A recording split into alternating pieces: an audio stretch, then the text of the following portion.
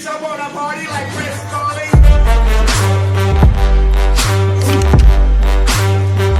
Και φίλοι, καλώς ήρθατε σε ένα ακόμα βίντεο των Rangemers. Όπως βλέπετε σήμερα έχουμε Z-Box, είναι ένα συνδρομητικό κουτί από Αγγλία.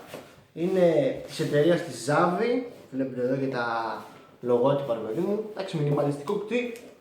Έχει αλλάξει από παλιά το κουτί, παλιά ήταν πιο ωραίο, είχε απ' έξω εικαστικά και τέτοια κόλπα. Τέλος πάντων, μην τα λέω πολλά, πάμε λίγο να το ανοίξουμε τάκα.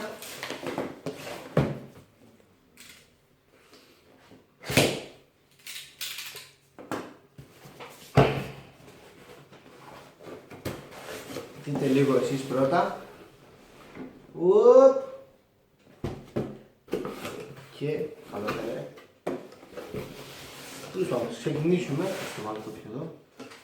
Ξεκινάμε με ένα Z-Box Exclusive. Είναι ένα pin. Όπως βλέπετε. Είναι νομίζω... ξέχασα να πω. Να σας πω τα θέματα, το ξέχασα. Λοιπόν, αυτό το θέμα αυτό το μήνα ήταν Night, υπότες δηλαδή, και θα είχε μέσα αντικείμενα από Dark Souls, Batman, Transformers και Game of Thrones. Εντάξει, ωραίο θεματάκι, εμένα μου άρεσε, αγαπώ Batman και Game of Thrones, γι' αυτό το πήρα. Τέλος πάντων, αυτό το pin είναι η περικεφαλαία από το Dark Souls νομίζω και είναι και exclusive. Εντάξει, συμπαθητικό. Ωραίο. Θα προχωρήσουμε σε μπλουζάκι, όπως βλέπω. Κοιτάμε, βλέπω εδώ Optimus Prime Transformers στο μπλουζάκι, δείτε κι εσείς.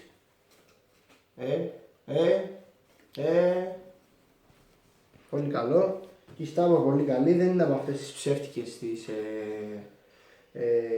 πώς τις λένε, τις ψεύτικες αυτές που κολλάνε και κάνεις ρε παιδί μία με το σίδερο και φλαπ και σου μένει στο χέρι. Όχι, τέλος πάντων, οκ. Πιστεύω το νούμερο να είναι καλό, large είδα, πιστεύω να μου κάνει. Λοιπόν, έχουμε διαφημιστικό, θα το δούμε μετά αυτό. Και προχωράμε. Κομιξάκι Dark Souls. Από το παιχνίδι, συγκλονιστικό παιχνίδι, εμένα μου αρέσει πάρα πολύ. Εντάξει, πολύ dark. Δείτε και εσείς λίγο εδώ ένα sneak peek. Και εδώ. Ωραίο, ωραία εικονογράφηση και όπως το πιάνω στο χέρι η υφή είναι πολύ καλή. Εντάξει. Πρέπει να είναι, νομίζω από ό,τι είχα διαβάσει, πρέπει να είναι η αρχή του Dark Souls πριν βγουν τα παιχνίδια. Τέλος πάντων θα το τσεκάρω, εντάξει δεν είναι και τεράστιο, όσο είναι θα το διαμορφώσω ρε παιδί. Τέλος πάντων, μετά έχουμε, τι είναι αυτό, αυτό είναι σαν πλακέτα, είναι σαν, όχι μεταλλικό, κάτι, ένα αντικείμενο δεν μπορώ να καταλάβω τώρα, μεταλλικό βέβαια. Είναι Dark Knight, Batman. Για τον τοίχο είναι αυτό, έχει και τις τρύπες όπως βλέπετε εδώ πέρα για να το κουμπώσεις όπως εσύ θέλεις. Τώρα να ανοίξει τρύπα στον τοίχο λίγο δύσκολο. Οπότε θα το στερεώσεις κάπου στο γραφείο ρε παιδί μου, μια κορνίζα. Ωραίο αντικειμενάκι. Και αυτό. Το αφήσουμε αυτό εδώ στην άκρη. Μετά, ναι, η Z-Box εδώ έχει αυτό το πράγμα ρε παιδί μου, πώς το πω τώρα αυτό. Το έχει καθιερώσει τη στάμπα της μπλούζας να τη δίνει και σε αφίσα. Παλιά την είχε μέσα στο κουτί ζωγραφισμένη, αλλά τώρα το κάνουν σε αφίσα, ξέρω εγώ, για να το είναι πιο εύκολο στη χρήση, επειδή μου θέλετε διακοσμήσει κάπου κλπ. Αυτό τέλος πάντων.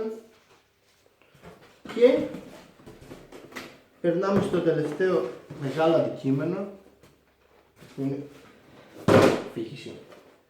Που είναι, πιστεύω, όλο το value του κουτιού εδώ πέρα, είναι από το Game of Thrones η αίθουσα του θρόνου, τέλος πάντων. Εδώ είναι και το Mountain βλέπουμε και τον Joffrey, τον μπάσταρδο. Ναι, είναι σε στυλ Lego αυτό τώρα, δεν είναι ακριβώς Lego, συναρμολογείται. Πάμε λίγο να το συναρμολογήσουμε και θα το δούμε ολοκληρωμένο. Λοιπόν, πήρε μία ωρίτσα να το φτιάξουμε, έτοιμο τέλος πάντων.